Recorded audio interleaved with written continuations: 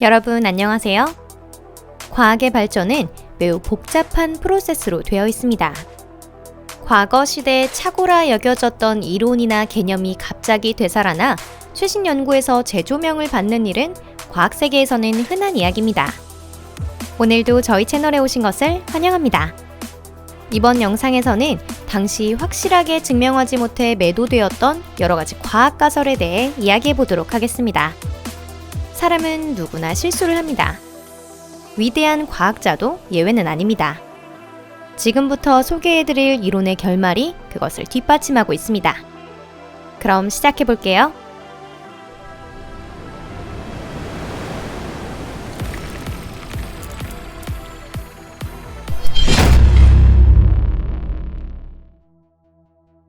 지구상의 생명의 근원이란? 굉장히 흥미로운 문제입니다. 아마 어떤 분들은 태양이다 라고 답할지도 모르겠는데요. 태양 덕분에 식물이 광합성을 하고 이산화탄소에서 산소가 만들어지기 때문이죠. 우리의 지구가 받는 에너지의 대부분은 태양으로부터 받은 것입니다. 만약 태양이 없으면 지구 표면의 온도는 영하 19도 정도가 되어버릴 건데요. 적도 아래에 있어도 마찬가지입니다. 태양의 중요한 역할을 아마 인류는 석기 시대 때부터 느꼈던 것 같습니다. 태양의 신들은 여러 나라에서 추앙을 받으며 반발 세력과 항쟁하는 빛과 생명의 일꾼으로 일컬어졌습니다. 지구의 생명은 태양 없이는 못 산다는 것이 정설과도 같았죠. 하지만 그것은 18세기까지의 이야기입니다. 광업의 발달로 사람들은 지중해 쪽이 지표보다 훨씬 따뜻하다는 사실을 깨닫고 이동하기 시작했어요. 19세기가 되자 원시적인 지진계가 등장하고 멘틀, 핵 등 지구 내부의 대략적인 모델이 드러나게 되었습니다.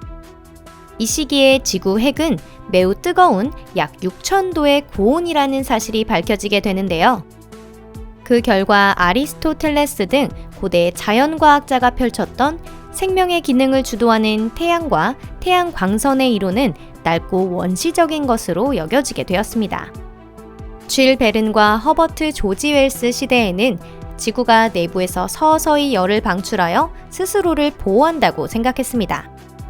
태양 광선은 광합성에만 필요하고 나머지는 모두 지구 내부에서 조달할 수 있다는 게 일반적인 견해였죠.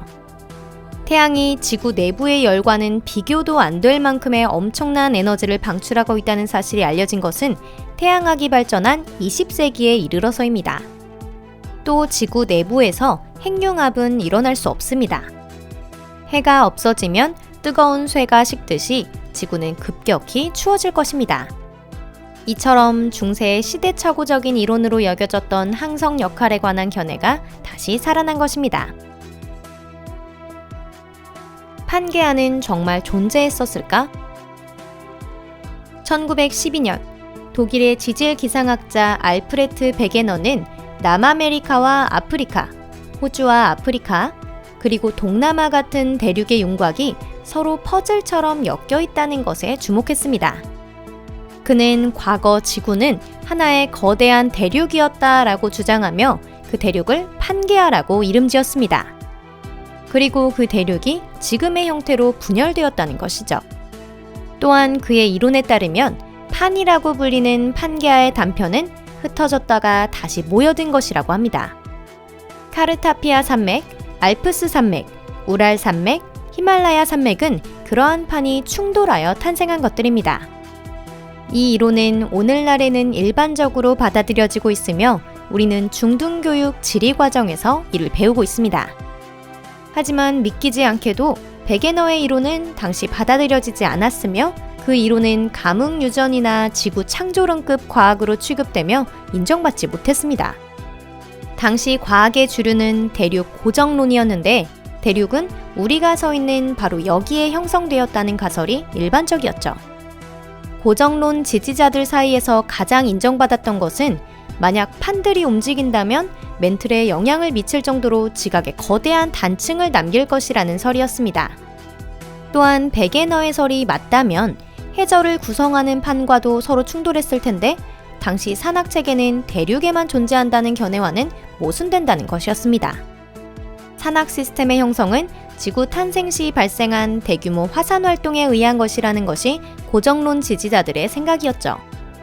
1950년대가 되며 해저의 포괄적인 연구가 진행되었고 여기서 베게너의 설이 처음으로 인정을 받게 됩니다. 현재에는 이미 잘 알려진 사실이지만 해저에도 당연히 산맥이 존재합니다. 또 맨틀의 상층은 점성이 강하고 온도도 200도씨 정도밖에 되지 않기 때문에 단층은 발생하지 않습니다. 이처럼 대륙 이동설은 그것이 제창된 40년 후에야 인정을 받을 수 있었습니다. 칸토어와 집합론.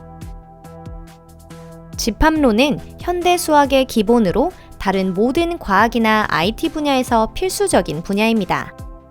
이것이 세상에 나왔을 당시엔 저명한 과학자 대부분으로부터 가짜 취급을 받았다는 사실이 놀라우실 텐데요. 하지만 실제로 그랬습니다. 독일의 수학자이자 현대 집합론의 제창자인 게오르크 칸토어는 힘든 생애를 보냈습니다. 1870년대 그는 독일 수학자 리만의 이론을 발전시켜 한계점의 개념을 도입했는데요.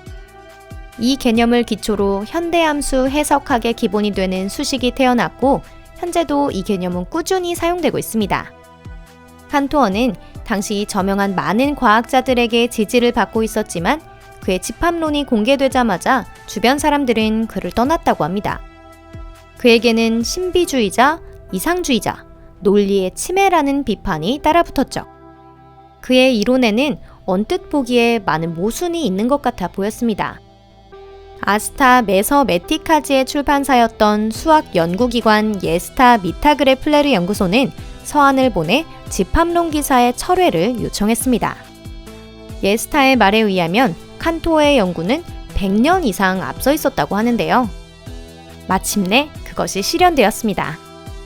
그의 이론은 20세기 중반에야 인정받을 수 있었는데요. 미국의 교육부는 그의 이론을 학교 과정에 도입했습니다. 그리고 그 이야기가 바로 서유럽에도 퍼졌죠.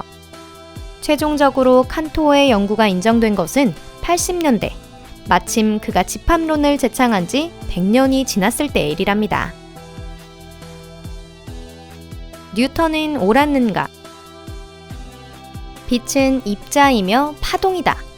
과학에 관심이 있으신 분들이라면 파동과 입자의 이원성에 대해서는 대부분 잘 알고 계실 텐데요. 이 개념은 20세기 초에 전파되었습니다. 사실 이 입자에 대한 빛의 이론을 최초로 주창한 것은 아이작 뉴턴이라는 사실을 알고 있는 사람은 많지 않은데요. 그는 광선을 광자의 흐름으로 보고 있었습니다.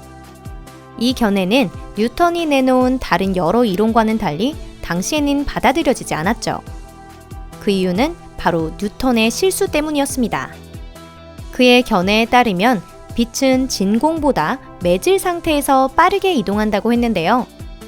빛의 입자는 기체 속을 헤엄치고 있는데 반해 진공 조건에서는 헤엄칠 장소가 없기 때문이었습니다. 빛의 속도 측정에 의해 이것이 반대였다는 사실이 발견되자 뉴턴의 추측은 잘못되었다고 비판받았습니다. 19세기에는 빛의 파동설이 발전했습니다. 이로 인해 빛의 회절과 산란 같은 지금까지 설명할 수 없었던 수많은 현상을 설명할 수 있게 되었습니다. 뉴턴의 입자 이론이 다시 주목을 받은 것은 양자 물리학이 발전한 이후의 일입니다. 오늘 영상은 여기까지입니다. 시청해주셔서 감사합니다. 오늘 영상에서처럼 과학의 발견은 시대를 앞서는 경우가 종종 있습니다. 이는 동서고금을 막론하고 어느 때처럼 꾸준히 나오고 있는 엉터리 이론을 정당화하는 것이 아닙니다. 하지만 기괴한 가설을 세우고 있는 젊은 세대의 과학자들에게 이런 사례는 큰 힘이 될 것입니다. 시대를 앞선 사람으로 여러분이 100년 후까지 기억되리라는 것을 과연 누가 예측할 수 있을까요? 이제 영상 마무리할 시간이네요. 그럼 저는 다음 영상에서 뵐게요. 안녕히 계세요.